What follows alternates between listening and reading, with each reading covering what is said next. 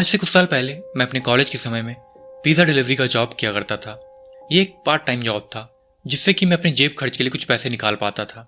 ये कोई famous brand का स्टोर नहीं था, ये हमारे टाउन का लोकल स्टोर था, इसलिए इसमें स्टाफ की शॉर्टेज और टाइमिंग की स्ट्रिक्टनेस काफ़ी थी। हमारे स्टोर में हम 4 लोग काम किया करते थे, 2 पिज़्ज़ा बनाने वाले और 2 डिलीवरी करने वाले। मेरी जॉब शाम को 4 बजे से लेकर रात के 12 बजे तक की थी। हमारा स्टोर 12 बजे तक बंद हो जाता था, इसलिए हम 11:30 के बाद कोई भी ऑर्डर नहीं लिया करते थे। स्टोर बंद करने से पहले हम चारों को इसकी साफ सफाई भी करनी रहती थी। एक दिन की बात है, हमारे स्टोर पर एक पिज़्ज़ा ऑर्डर का कॉल आया। रात के करीब 11:45 हो रहे होंगे।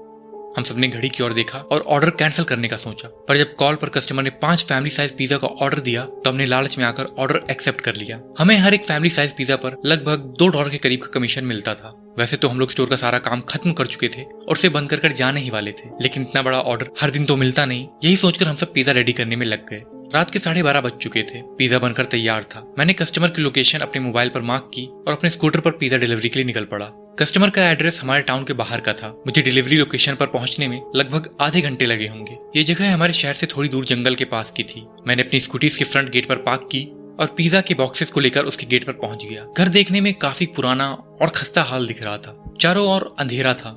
घर के अंदर एक भी लाइट नहीं जल रही थी। यहाँ तक कि गेट पर रिंग करने के लिए कोई घंटी तक नहीं थी। मैंने हाथों से कई बार उसके गेट को नॉक किया और जोर से डिलीवरी बॉय चिल्लाया। काफी देर तक कोई रिस्पॉन्स न मिलने के बाद मैं गेट के बगल लगी खिड़की से अंदर झांकने लगा। अंदर काफी अंधेरा था।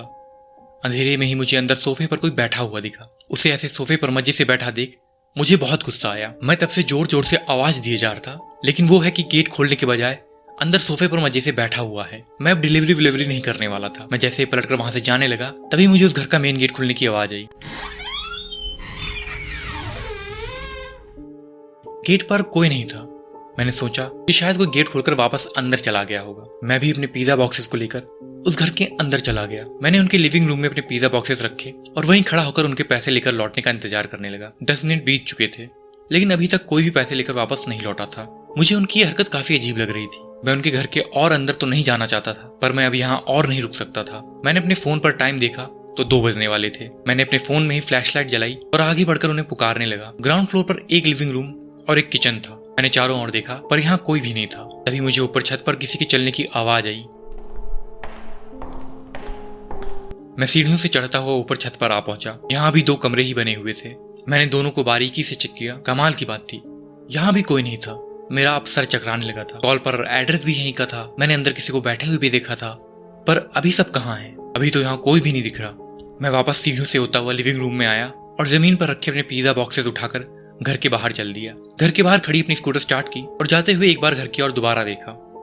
घर के मेन गेट के बगल बनी खिड़की पर कोई खड़ा हुआ था। मैं उसको देखता ही रह गया। अभी तो मैं सारा घर खंगाल के आया था, तब तो वहां कोई था नहीं, तो फिर ये आदमी दोबारा कहां से आया? जो भी हो, मैं दोबारा उस घर के अंदर नहीं जाना चाहता था। मैंने अपनी स्कूटर घुमाई और वापस शहर की ओर चल दिया। स्टोर पर पहुंचकर मैंने अपने तीनों कलीग्स को अपने साथ होने वाले घटना के बारे में बताया। लीजा तो बिल्कुल घबरा गई थी। लीजा ने घबराहट में पूछा, कहीं वो कोई भूतिया घर तो नहीं? मैंने हंसते हुए कहा, अरे नहीं, ये पक्का किसी इंसान का काम है। कोई हमारे साथ प्रैंक कर रहा होगा। हालांकि मेरे मन में अभी भी ये सवाल घूम रहा था। जब मैंने पूरा घर ही छान लिया था और वहां कोई नहीं था, तब फिर वो आदमी दोबारा कहां से आया? ये आदमी जो अंधेरे में सोफे पर बैठा हुआ था, वही जो दोबारा खिड़की पर भी आ खड़ा हुआ। इस सवाल का जवाब मुझे आज तक नहीं मिल सका है।